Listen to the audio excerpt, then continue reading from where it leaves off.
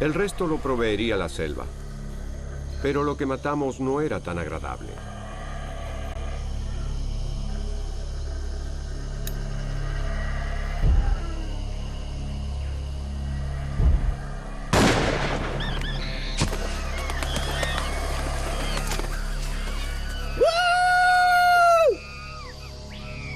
¡A la olla! ¡A la olla! Era horrible. Carl lo agitaba en el aire y gritaba. Se veía el salvajismo en sus ojos. Estaba como pez en el agua. Le encantaba. Lo mataste. Lo asesinaste. No puedes hacerlo. ¿Qué? No hay leyes aquí. Estamos en Bolivia. Tú, cuídalo. Lo comeremos esta noche, Kevin. Marcus, toma mi arma. Marcus estaba destrozado. Ese animal indefenso. ¿Cómo pudo matarlo así? Y se negó a comer. Kevin estaba enfadado con él, porque estaba perdiendo peso. Es necesario nutrirse, pero Marcus no quería comer. Estábamos en la selva. En ese ambiente pasan esas cosas. Él estaba demasiado sensible con todo. Los muchachos empiezan a pensar que tendrían que haber escuchado las advertencias de los lugareños cuando les decían que en el Amazonas solo hay 2 temporadas, la de lluvia y la de mucha lluvia. Marcus está cada vez más débil por la falta de alimento y se queda atrás. También se queja porque siente mucho dolor en los pies. No se sentía cómodo caminando. Ese era el problema principal. Decía que el dolor era tremendo. No le creíamos. Siempre buscaba una razón para quejarse. Pero cuando Marcus se saca las botas, los otros ven claramente que tiene un problema. Tienes que tener mucho cuidado con esto. ¿Ves las llagas? Se abrirán y se te saldrá la piel. Y así tus pies estarán acabados. Luego de 7 días de caminar trabajosamente por la selva húmeda, los pies de Marcus desarrollaron pie de trinchera, llagas abiertas que dieron lugar a infecciones bacteriológicas y fúngicas. Estuvo tanto tiempo de pie que a su cuerpo se le dificulta enviar sangre con anticuerpos que puedan combatir las infecciones. En síntesis, sus pies se descomponen. Necesita atención médica y enseguida. Perdón. Lo siento. Marcus debería descansar. Que alguien baje conmigo a ver a mi contacto en el pueblo y volver a por Marcus. El pueblo. Dijiste que llegaríamos en 3 o 4 días. Llevamos más de una semana. Marcus podría quedarse aquí. ¿Qué? ¿No me crees? ¿Piensas que no sé dónde queda? Nadie dejará a nadie atrás. No era justo que Marcus continuara. Yo quería seguir. Si Marcus no hubiera estado allí, yo hubiese continuado, sin duda. Entonces, ¿qué hacemos?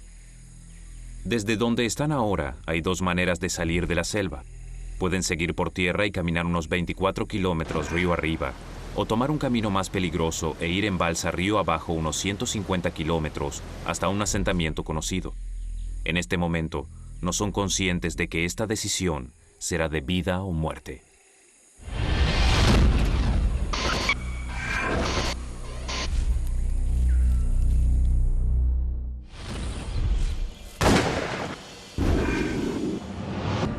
El Amazonas boliviano demostró que no es un lugar donde uno pueda ir desprevenido.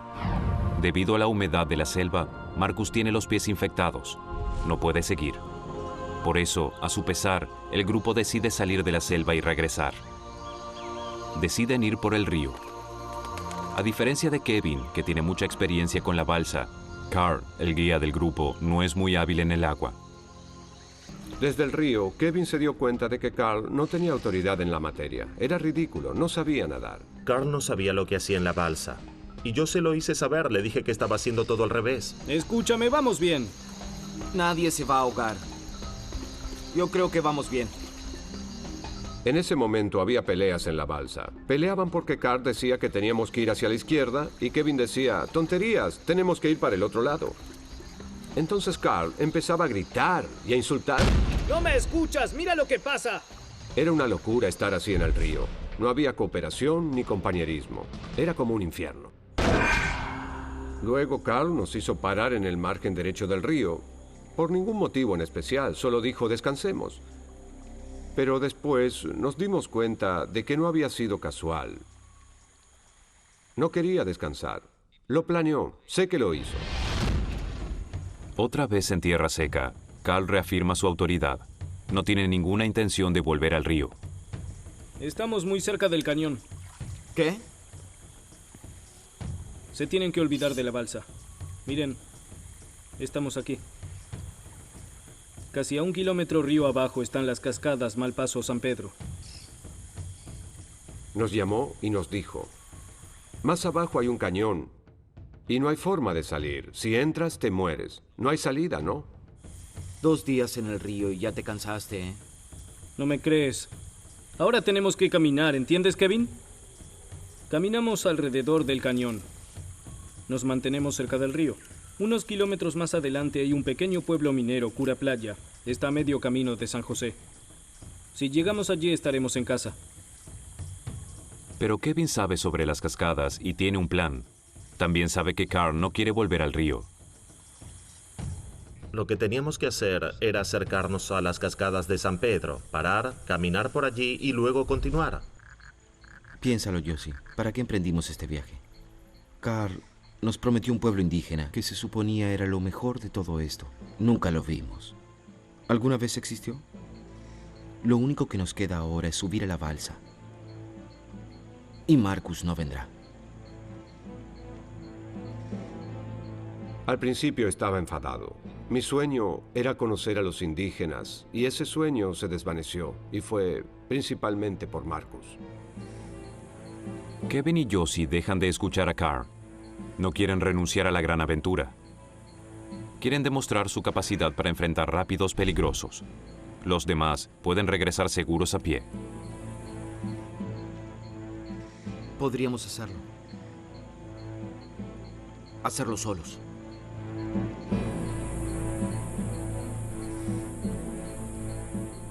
Elegí a Kevin. En ese momento lo elegí a él. Era mi compañero. Me quedé con él. Tú no vendrás, Marcus. ¿Por qué? Porque regresamos por el río. Sé a dónde van, Kevin. Ya sabes que no puedes venir. ¿Por qué? Por tus pies. Empeorarían. Mis pies están bien, Kevin. Esto es distinto. No vienes.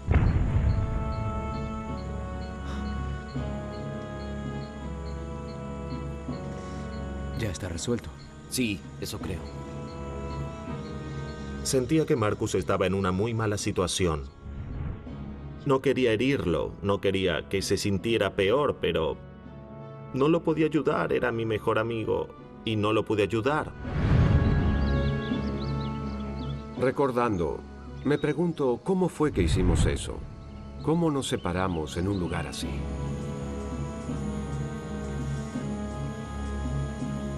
Bien, vamos.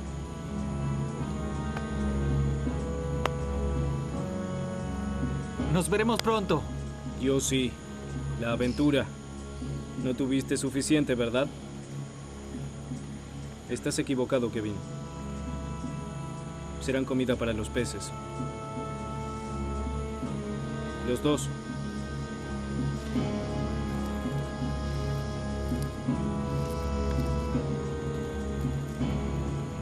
Marcus y Carl emprenden el regreso a la selva. Si caminan río arriba, deberían llegar al pueblo más cercano en poco menos de una semana. Los amigos creen que se reencontrarán pronto.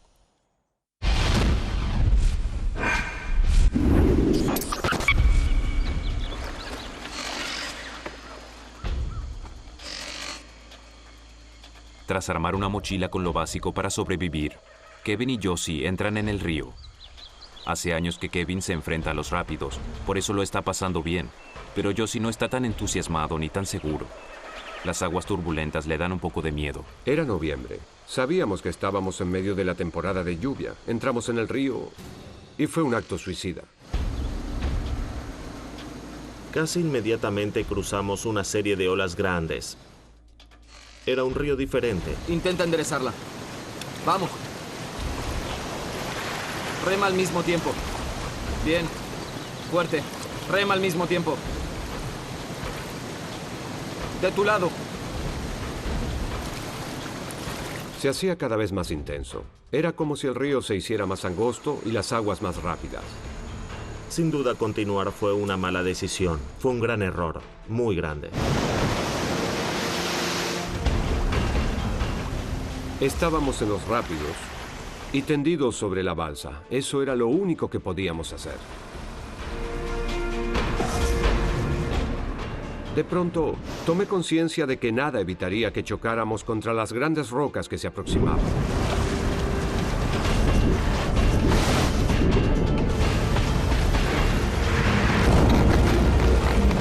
Y chocamos contra la roca. La balsa terminó inmovilizada contra la roca, en el medio del río. Se balanceaba precariamente por el peso del agua. En cualquier momento los llevaría la corriente. Vi el miedo en sus ojos por primera vez. Yo estaba impresionado porque él era mi roca. Kevin y Josie tratan de no caerse. Bien, Josie. Quiero que me escuches. ¿Bien? No podemos quedarnos aquí. Así que voy a saltar, ¿sí? Nadaré hasta la orilla y te arrojaré una cuerda para que cruces. Yo no quería que saltara. Me dijo que lo haría, pero su plan era totalmente suicida. No solo eso, me mataría a mí. ¡Kevin, no! ¡Kevin!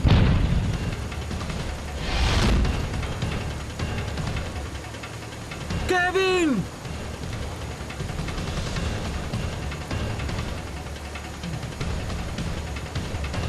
Pese a las corrientes traicioneras, Kevin logró cruzar el río y trepar por las rocas. ¡Kevin, no me dejes! Bien, Josie, arrójame los zapatos y el machete. Vi la balsa balancearse sobre la roca y supe que de un momento a otro entraría en los rápidos. Mantente allí, Josie, mantente allí. En ese momento, la balsa se movió y escuché un espantoso chillido.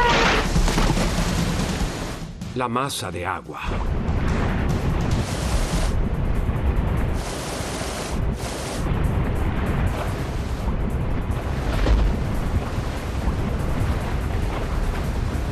Josie, sujétate.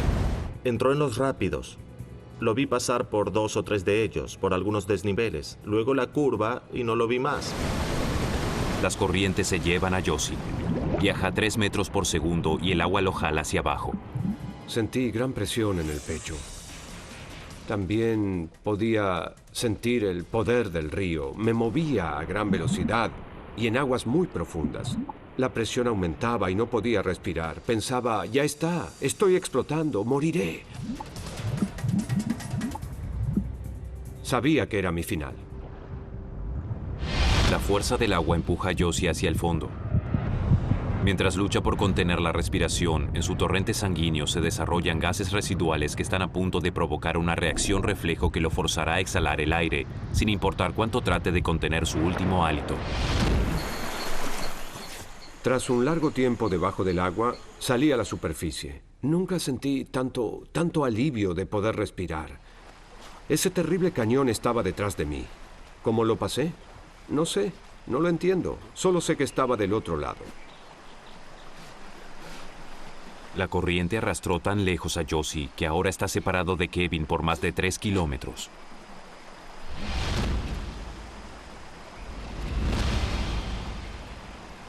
Mientras Kevin camina río abajo, Josie camina por el cañón para regresar con su compañero. ¡Camino por el margen derecho!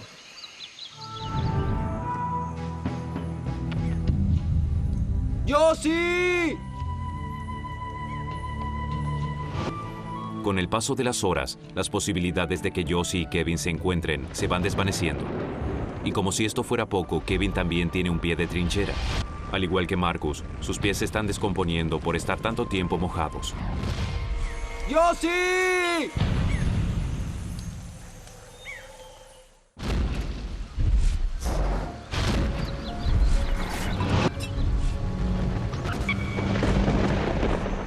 Se dice que las noches son la peor parte de estar solo en la selva. Se oyen infinidad de sonidos desconocidos. Para Josie, son verdaderas pesadillas. Esa noche sentí tanto miedo que cada cosa que oía me sobresaltaba. Miraba a todas partes para asegurarme de que no hubiese ningún animal cerca.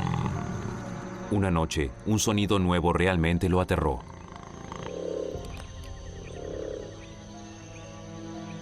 Oí una rama que se rompía. Algo se movía. No era mi imaginación. Algo se movía cerca de mí.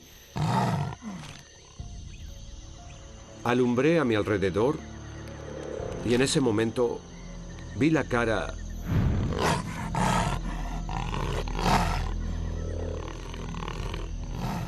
de un jaguar. Este felino es uno de los depredadores más temidos de la selva. Si ataca a Josie, puede matarlo en un instante de una sola mordedura. Tenía un encendedor y una lata de repelente. Y recordé haber visto en una película que se puede generar una llama con repelente.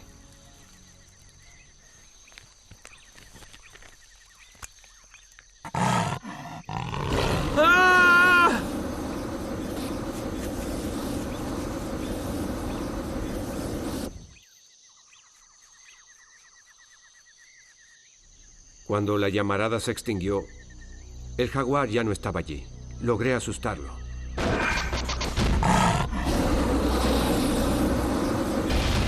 ¡No regreses!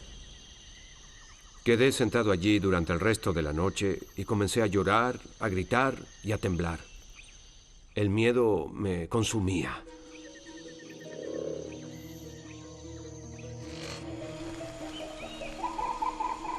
La mañana siguiente, Josie continúa su camino y se da cuenta de que en verdad está solo. Me di cuenta de que algo le había sucedido a Kevin. Tomé el mapa y comencé a estudiarlo. Recordaba que Carl nos había hablado de un campamento dedicado a la minería de oro que estaba a unos 4 días río arriba. Pura playa. Pura playa. Entonces tuve una idea. Tenía que caminar, tenía el mapa. Era difícil entenderlo, pero pensé que en 2, 3, 4 días como máximo llegaría al campamento. Una vez allí encontraría un sendero que seguir y podría salir. Con algo de comida y de agua fresca en la mochila, Josie sigue camino. Podría decirse que con demasiado optimismo. En ese momento canté en voz alta, a viva voz y plenamente convencido de lograrlo. De pronto, vi un árbol y descubrí que estaba cortado con un machete. ¿Kevin? Luego comprendí todo. Kevin estaba haciendo lo mismo. Sabía que yo trataría de ir a Cura Playa. Estaba seguro de que Kevin estaba delante de mí. Seguí por ese sendero. Pero las marcas ya no eran tan claras y me pareció extraño. Luego de unas horas, vi una huella. Era una huella reciente y entonces advertí que era una bota y que solo había una persona en el mundo que podría haberla dejado. ¡Kevin!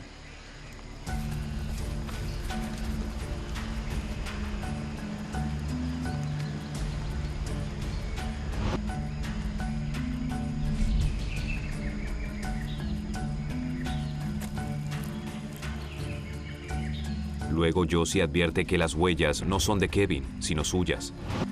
Hace horas que está caminando en círculos.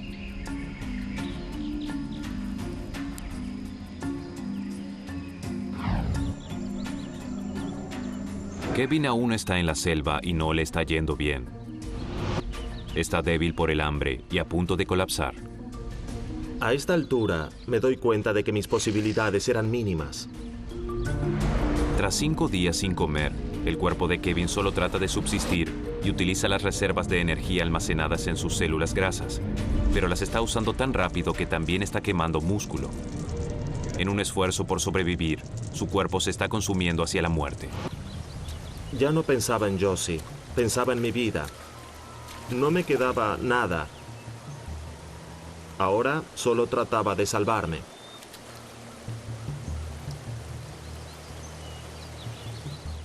Y eso hice.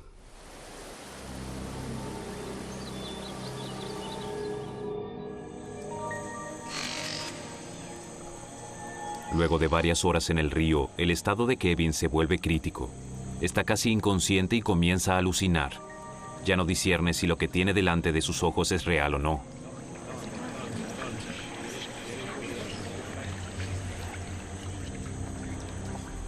De pronto vi una canoa.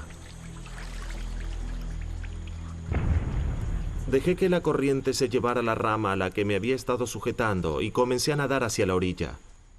Me hicieron 2 preguntas. Me preguntaron si estaba perdido y si tenía hambre. Fue extraño. Me dijeron que cazaban 2 veces al año por esa zona. O sea que el encuentro fue pura suerte, una posibilidad en 1.000.000. Pero a Josie se le está acabando la suerte.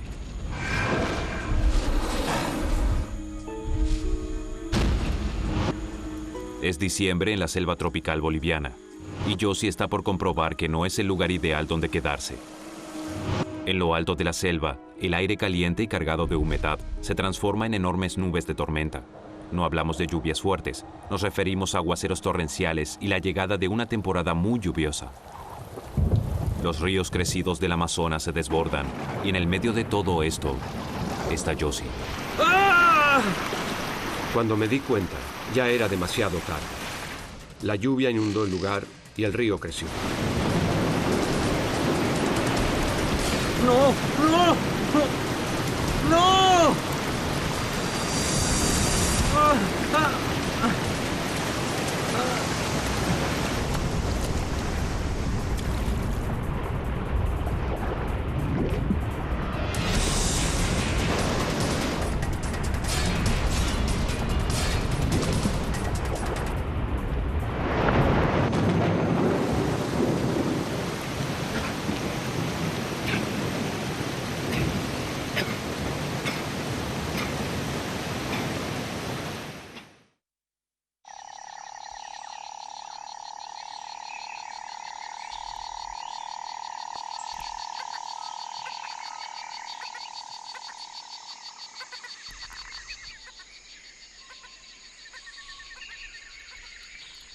A la mañana siguiente todo había acabado. La lluvia había arrastrado a Josie lejos del río y lejos de su posible rescate. Era el 15º día que estaba solo. No podía hacer fuego. No había sol que secara las ramas. No tenía alimento, estaba mojado. Pero yo tenía las cosas claras. Debía seguir caminando, porque sabía que encontraría el río.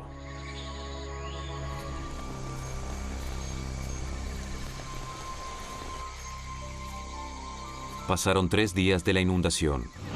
Lo único que Josie tiene para comer son huevos de ave y frutas en descomposición que están diseminadas en el suelo. Tiene fiebre y está débil por el hambre.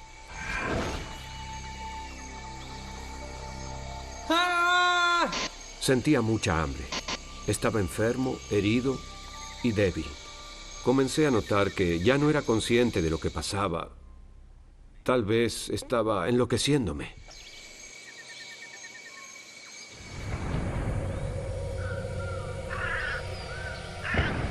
Josie apenas se puede mantener en pie. No le queda más fuerza para continuar.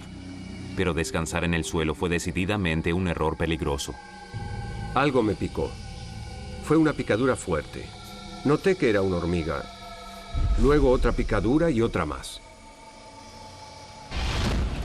Las hormigas cortadoras de hojas invaden el cuerpo de Josie. No son venenosas, pero sus mandíbulas son lo suficientemente poderosas como para cortar cuero y arrancar la piel de Josie. Puede haber hasta 8 millones de hormigas cortadoras en una sola colonia.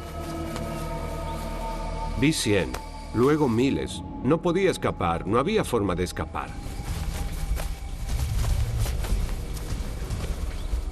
Pero la parte más horrible fue cuando la luz del sol reveló una alfombra roja. Unos 5 o 6 metros a mi alrededor se movía una alfombra roja de hormigas.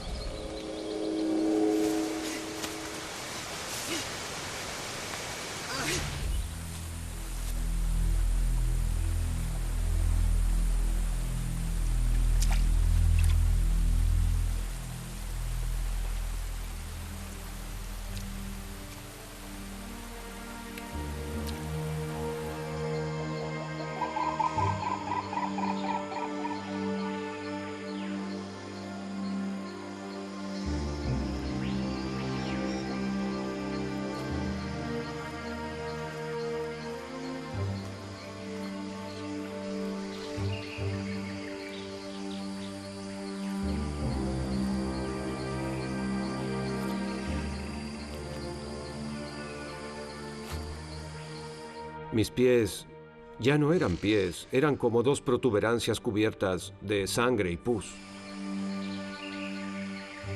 Me rendí. Le pedí a Dios, permíteme morir. Solo quiero descansar. Deja que muera.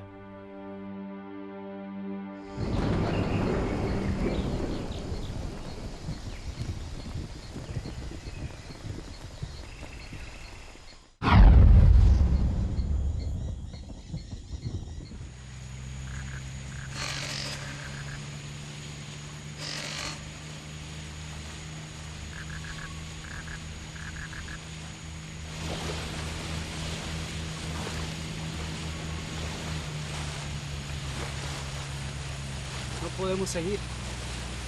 Mira, el río está creciendo de nuevo. Hay rápidos arriba. Siento. No podemos seguir.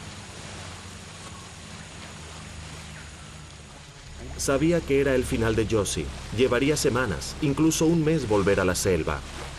Y de ningún modo sobreviviría un mes más allí. Sentí un gran dolor y una sensación de pérdida. Y una gran culpa por haber causado su muerte.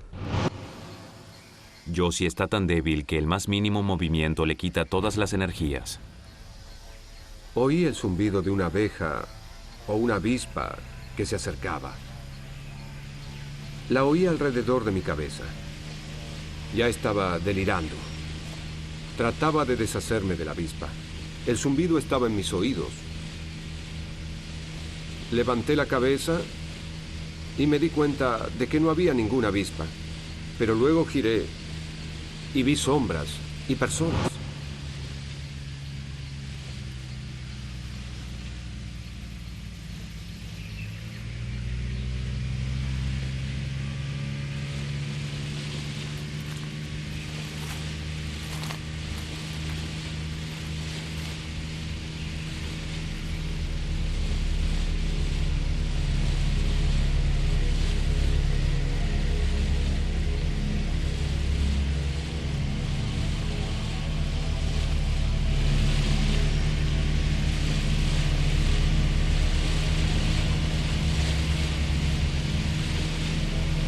¡Josie!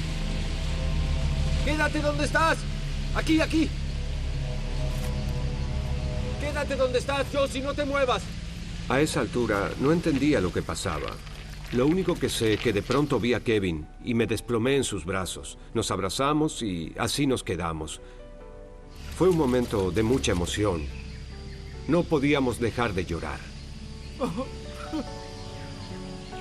No podía creer que lo hubiéramos encontrado. Si hubiese estado 1 kilómetro más arriba, no nos habría oído.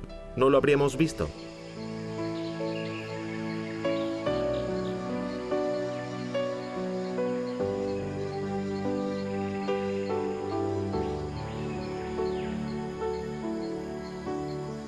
Eso fue un milagro. Sé que Kevin me salvó la vida. Pero, sin duda, fue un milagro. Creo que Josie me salvó la vida, porque si no lo hubiéramos encontrado, si él hubiera muerto en la selva, yo habría llevado una pesada carga por haber causado su muerte.